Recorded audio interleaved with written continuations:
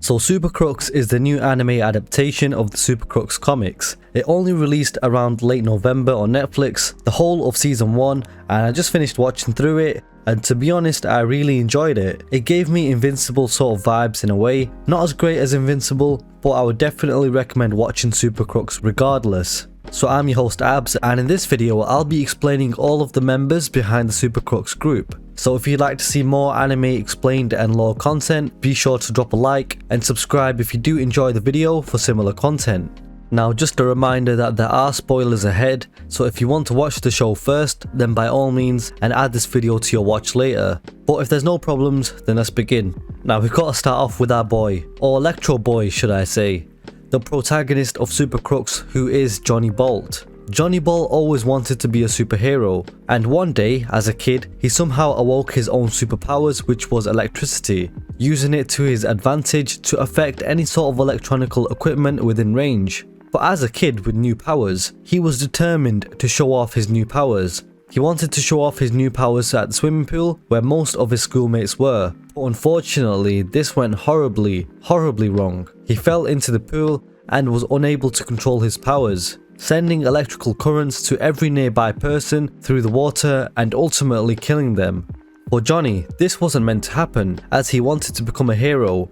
He was so shocked, but then he realized that using his electric powers, he could actually steal money from an ATM, so he grabbed lots of money and escaped. But then we can assume he got caught, as from there we see an older version of him being released from the Supermax prison, a prison specifically designed to withhold people with superpowers who have essentially become villains.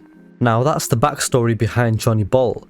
But when it comes to his role in the SuperCrooks group, he has shown his worth by being an integral part of the group on multiple occasions, even rescuing a plan by creating his own Plan C to get the job done.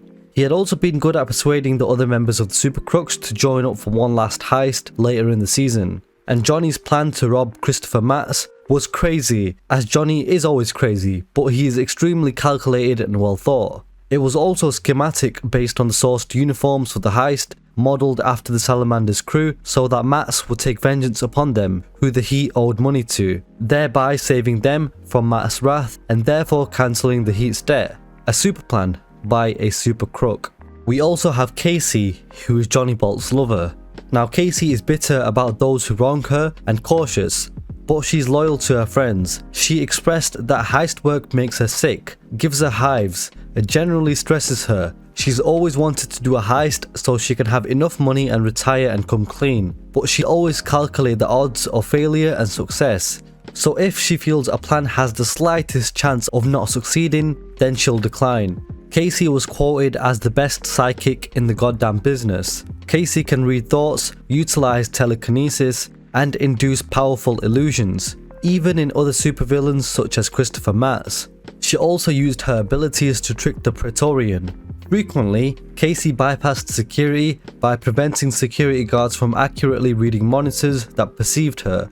Her abilities proved her worth to the SuperCrooks. Next up is the Heat, or less commonly known as Carmine. Now the Heat is an elderly gentleman with a severe gambling addiction.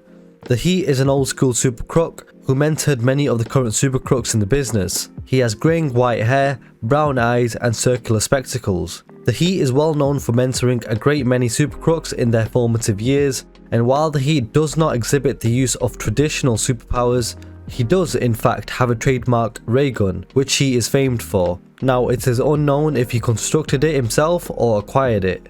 He is the father figure of the group in a way, as the SuperCrooks did all come together to help rob Matz in order to save Carmine, and he was immensely grateful that everyone stepped up to the daunting task on his behalf. We also have the Ghost, and he is called the Ghost as he has the ability to phase through solid matter, be it solid ground, concrete, etc. He became renowned as the world's greatest cat burglar for this ability and led a successful criminal career until the presence of superheroes made a life of crime untenable.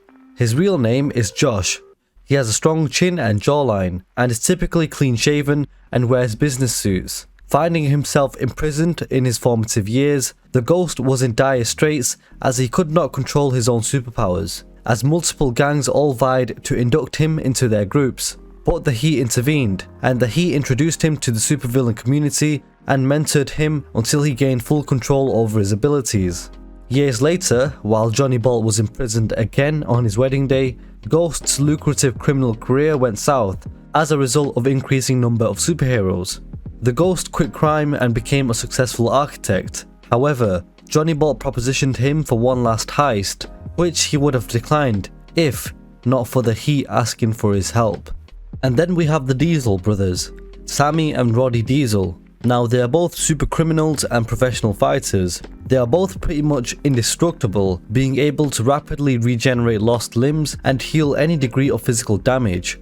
The Heat described the pair as the toughest sons of bitches I maybe ever worked with, having seen them defeat 10 to 20 capes superheroes into submission at once. The two brothers would fight underground against other supervillains, but most villains would refuse to fight the brothers due to their unfair advantage of healing any degree of physical damage.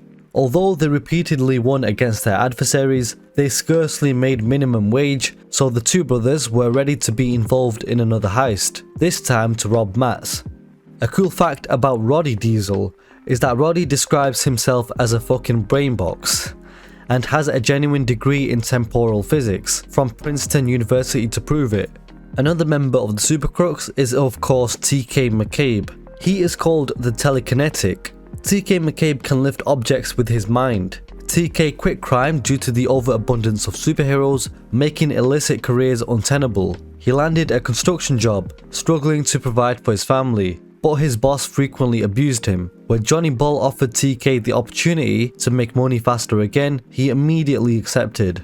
And then we have Forecast. So Forecast's ability is that he has power over the weather, able to create storms on a clear day, localized lightning without clouds, and blizzards inside contained areas. Forecast was originally part of Johnny Bolt's gang, but went straight, selling umbrellas at crazy prices, causing it to rain so that people would willingly buy them. When Johnny Bolt was released from prison, he brought Forecast back into the gang for the heist.